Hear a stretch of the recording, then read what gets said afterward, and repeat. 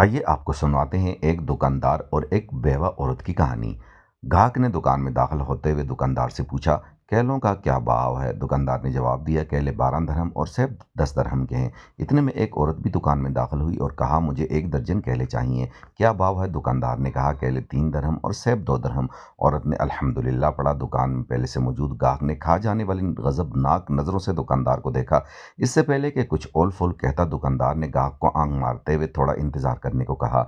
औरत खरीदारी करके खुशी खुशी दुकान से निकलते हुए बड़बड़ाई, अल्लाह तेरा शुक्र है, मेरे बच्चे ने खाकर बहुत खुश होंगे।